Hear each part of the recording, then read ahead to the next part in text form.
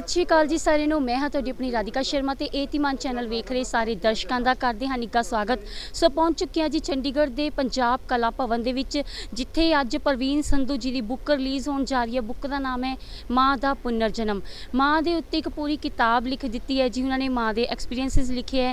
सो आओ तुहानूं दिखाते हैं कुछ झलकियां अपने एतिमान चैनल के राही की हो रहा है पंजाब कला भवन दे विच, किहड़े-किहड़े मुख मेहमान आए ने। आओ तुहाडी गलबात करवाते हैं। ਪਿਓਾਂ ਦਾ ਝਲਕਾਰਾ ਔਲਾਦ 'ਚ ਮਿਲਦਾ ਹੈ।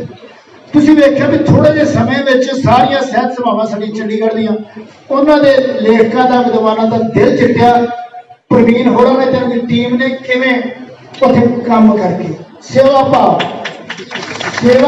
ਔਰ ਪ੍ਰਵੀਨ ਤੁਸੀਂ ਵੇਖੋ ਹੱਥ ਹੀ ਜੋੜਦਾ ਰਹਿੰਦਾ, ਮੱਥੇ ਟੇਕਦਾ ਰਹਿੰਦਾ। ਉਹ ਮਹਿਰ ਇੰਨੀ ਨੀਵੀਂ ਵੀ ਕਈ ਗੱਲ ਠੀਕ ਆ, ਪਿੱਠਤ ਨੀਵੀਂ ਨਾਂਗਾ ਪਹੁੰਚੀ ਗਏ ਤਦ ਪਰ ਇੰਨਾ ਨੀਵੇਂ ਹੋਣ ਦੀ ਲੋੜ ਨਹੀਂ। पर नहीं, ये कहता जी ये संस्कार इन्हों मां ने दिते है।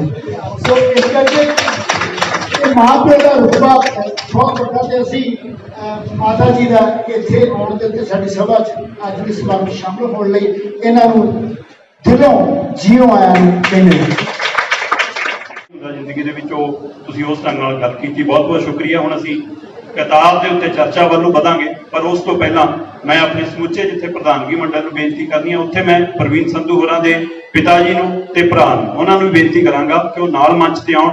समुचे प्रधानगी मंडल नूं भल्ला साहब नूं ते शर्मा जी नूं बेनती है कि आओ असीं सब तो पहला किताब लोक अर्पण करिए, उस तो बाद किताब ते चर्चा करांगे। मैं उन्हां नूं भी सदा देंगा, पिता जी नूं और उन्हां दे भरा नूं कि वो भी मंच दे नाल।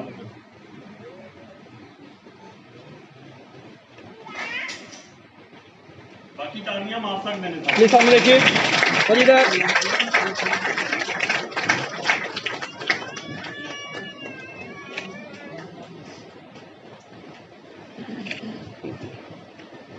बहुत बहुत बधाइयां प्रवीण जी। तो असी अपनी माता नूं जिथे मुबारक दिन्ने उत्थे प्रवीण नूं भी बधाई दिन्ने।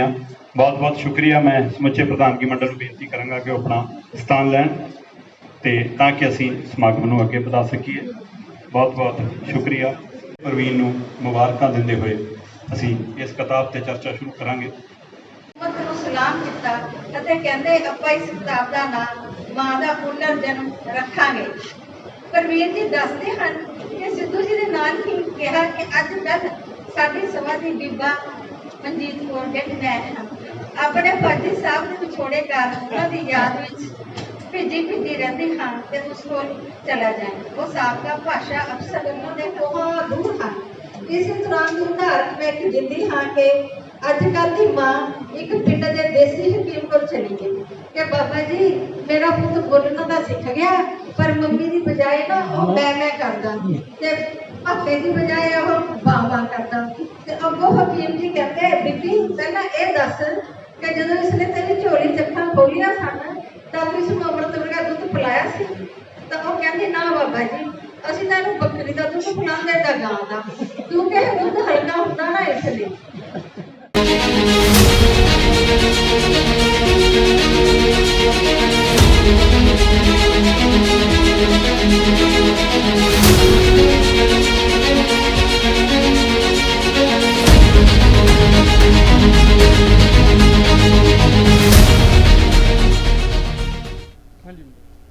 सत श्री अकाल जी। सो पहुँच चुके हैं पंजाब कला भवन के विच। सो इत्थे जसविंदर भल्ला जी ने जो कि एक बुक की रिलीजिंग हुई सी माँ का पुनर्जन्म, जो संधू जी द्वारा लिखी गई है। सत श्री अकाल सर। ये जी प्रवीण संधू जी द्वारा लिखी गई बुक है जिसका नाम है माँ का पुनर्जन्म। सो ये किताब का अज घुंड चुकाई हुई है। बहुत ही प्यारा मैसेज इस बुक के जरिए जो प्रवीण संधू जी साडे मित्र भी ने, साडे छोटे वीर भी ने, इन्होंने देन का जिक्र किया।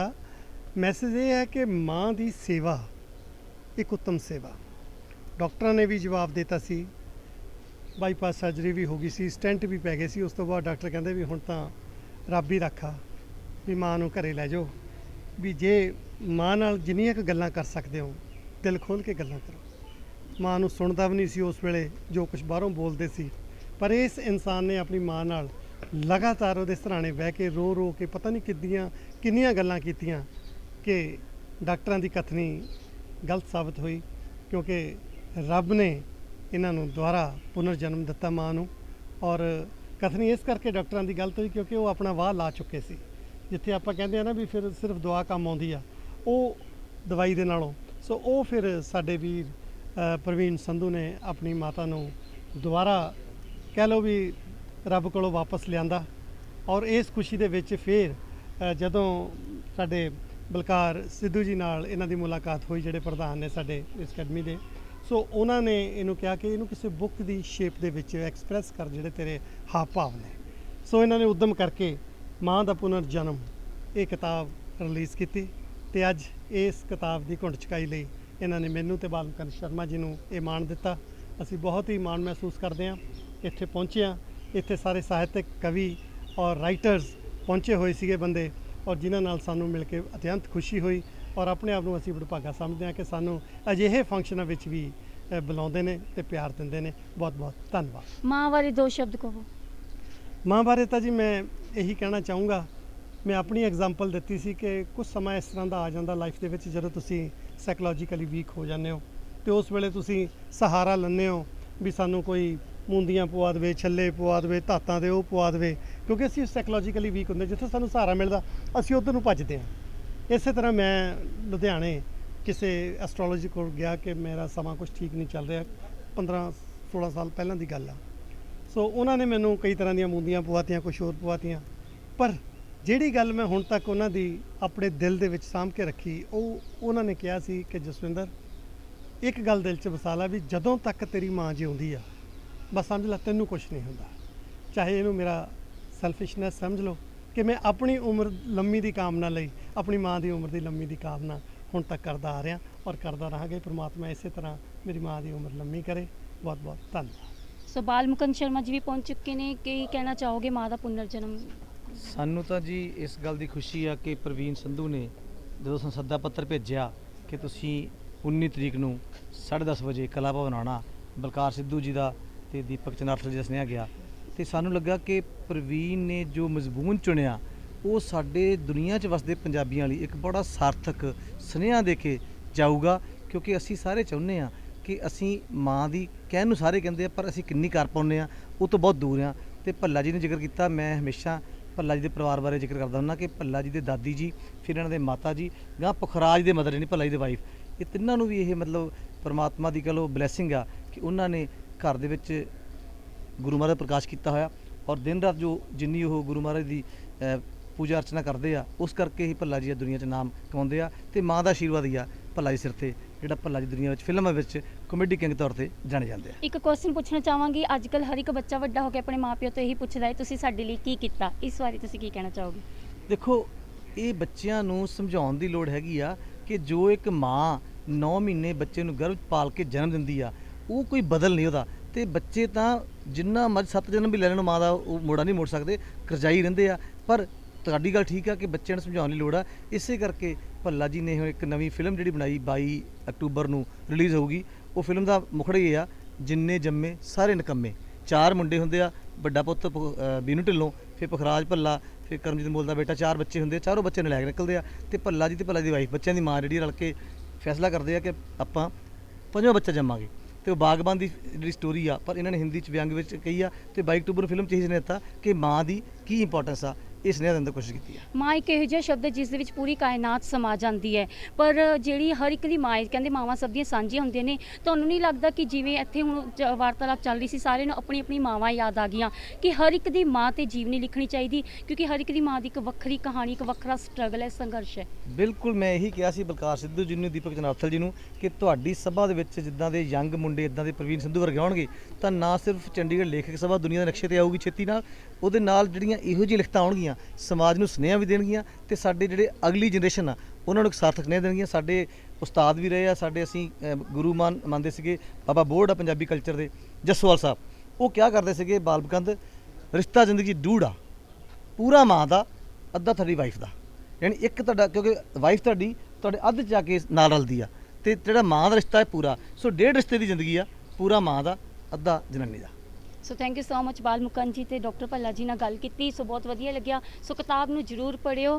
ਕਿਤਾਬ ਦਾ ਨਾਮ ਹੈ ਮਾਂ ਦਾ ਪੁਨਰ ਜਨਮ। ਸੋ ਲੇਖਕ ਨਾਲ ਗੱਲ ਕਰਦੇ ਹਾਂ। ਸਤਿ ਸ਼੍ਰੀ ਅਕਾਲ ਸਰ। ਸਤਿ ਸ਼੍ਰੀ ਅਕਾਲ ਜੀ। ਤਾਂ ਸੰਧੂ ਜੀ ਕਿਵੇਂ ਦਾ ਲੱਗ ਰਿਹਾ? ਬੁੱਕ ਰਿਲੀਜ਼ ਹੋ ਚੁੱਕੀ ਹੈ। ਬਹੁਤ ਵਧੀਆ ਮੈਨੂੰ ਲੱਗ ਰਿਹਾ ਜੀ। ਅੱਜ ਮੈਂ ਇੱਕ ਪ੍ਰਾਊਡ ਮਹਿਸੂਸ ਕਰ ਰਿਹਾ ਵਾਂ ਕਿ ਮੇਰੀ ਜਿਹੜੀ ਆ ਕਿਤਾਬ ਮਾਂ ਦਾ ਪੁਨਰ ਜਨਮ ਉਹਦੀ ਰਿਲੀਜ਼ਿੰਗ ਦੇ ਉੱਤੇ ਜਸਵਿੰਦਰ ਭੱਲਾ ਜੀ ਤੇ ਬਾਲ ਮੁਕੰਦ ਸ਼ਰਮਾ ਜੀ ਪਹੁੰਚੇ ਹੋਏ ਆ। ਮੈਂ ਤੁਹਾਨੂੰ ਇਹ ਜ਼ਰੂਰ ਦੱਸਣਾ ਚਾਹਾਂਗਾ ਕਿ ਅੱਜ ਤੱਕ ਜਸਵਿੰਦਰ ਭੱਲਾ ਜੀ ਕਿਸੇ ਵੀ ਇਹੋ ਜਿਹੀ ਬੁੱਕ ਰਿਲੀਜ਼ਿੰਗ ਸੈਰੇਮਨੀ ਤੇ ਨਹੀਂ ਗਏ ਤੇ ਮੈਂ ਆਪਣੀ ਖੁਸ਼ਕਿਸਮਤ ਸਮਝਦਾ ਕਿ ਅੱਜ ਭੱਲਾ ਜੀ ਜ਼ਿੰਦਗੀ ਦੇ ਵਿੱਚ ਪਹਿਲੀ ਵਾਰੀ ਕਿਸੇ ਕਿਤਾਬ ਦੇ ਫੰਕਸ਼ਨ ਤੇ ਆਏ ਆ, ਉਹ ਮਾਂ ਦਾ ਪੁਨਰ ਜਨਮ ਦੇ ਉੱਤੇ ਜੀ। ਸੋ ਕਿਵੇਂ ਦਾ ਲੱਗਿਆ, ਜਿਵੇਂ ਕਿ ਇੰਨੇ ਸਾਰੇ ਬੈਠੇ ਸੀ ਤੇ ਸਾਰਿਆਂ ਨੂੰ ਆਪਣੀਆਂ ਆਪਣੀਆਂ ਮਾਵਾਂ ਯਾਦ ਆ ਗਈਆਂ, ਕਿਵੇਂ ਦਾ ਮਹਿਸੂਸ ਕਰ ਰਹੇ ਸੀ? ਬਹੁਤ ਮੈਂ ਪ੍ਰਾਊਡ ਮਹਿਸੂਸ ਕਰ ਰਿਹਾ ਸੀ। ਜਿਸ ਤਰ੍ਹਾਂ ਮੈਂ ਤੁਹਾਡੀ ਜ਼ਿਕਰ ਕਰਾਂ ਕਿ ਜਦੋਂ ਮੈਂ ਸਟੇਜ ਤੋਂ ਬੈਠਾ ਹੋਇਆ ਸੀ, ਤੁਸੀਂ ਵੀ ਬੜੇ ਭਾਵੁਕ ਹੋ ਗਏ ਸੀ ਤੇ ਉਸ ਟਾਈਮ ਤੁਹਾਡੀਆਂ ਵੀ ਅੱਖਾਂ ਜਿਹੜੀਆਂ ਉਹ ਨਮ ਹੋ ਗਈਆਂ। ਮਾਂ ਇੱਕ ਹੈ ਹੀ ਇਹੋ ਜਿਹੀ ਚੀਜ਼ ਆ ਜੀ। ਮਾਂ ਤੇ ਰੱਬ ਦਾ ਜਿਹੜਾ ਦਰਜਾ ਵਾ ਉਹ ਆਪਾਂ ਉੱਚਾ ਤੇ ਸੁੱਚਾ ਮੰਨਦੇ ਹਾਂ ਸਾਰੇ। ਇਸ ਕਰਕੇ ਮਾਂ ਬਾਰੇ ਤੇ ਮੈਂ ਆਪਾਂ ਕੀ ਕਹਿ ਸਕਦੇ, ਮੇਰੇ ਕੋਲ ਲਫ਼ਜ਼ ਨਹੀਂ ਹੈਗੇ। ਮਾਂ ਰੱਬ ਦਾ ਦੂਜਾ ਨਾਂ ਹੁੰਦੀ ਹੈ। ਸਭ ਦੀਆਂ ਮਾਵਾਂ ਸਾਂਝੀਆਂ ਹੁੰਦੀਆਂ ਨੇ। ਤੁਹਾਨੂੰ ਨਹੀਂ ਲੱਗਦਾ ਹਰ ਇੱਕ ਸ਼ਖਸ ਨੂੰ ਆਪਣੀ ਮਾਂ ਦੇ ਉੱਤੇ ਜੀਵਨੀ ਲਿਖਣੀ ਚਾਹੀਦੀ? ਉਸ ਦੇ ਨਾਲ ਉਹ ਆਪਣੀ ਮਾਂ ਦੇ ਕੋਲ ਬੈਠ ਕੇ ਕੁਝ ਸਮਾਂ ਬਿਤਾਉਣਗੇ, ਜਦਕਿ ਅੱਜ ਦੀ ਡੇਟ ਵਿੱਚ ਬੱਚਿਆਂ ਕੋਲ ਟਾਈਮ ਹੀ ਨਹੀਂ ਹੈਗਾ ਆਪਣੀ ਮਾਵਾਂ ਦੇ ਕੋਲ ਬੈਠਣ ਦਾ। ਰਾਧਿਕਾ ਜੀ ਬਿਲਕੁਲ ਤੁਹਾਡੀ ਸਹੀ ਗੱਲ ਆ। ਮੈਂ ਤੁਹਾਡੇ ਨਾਲ 101% ਸਹਿਮਤ ਹੈਗਾ ਵਾਂ।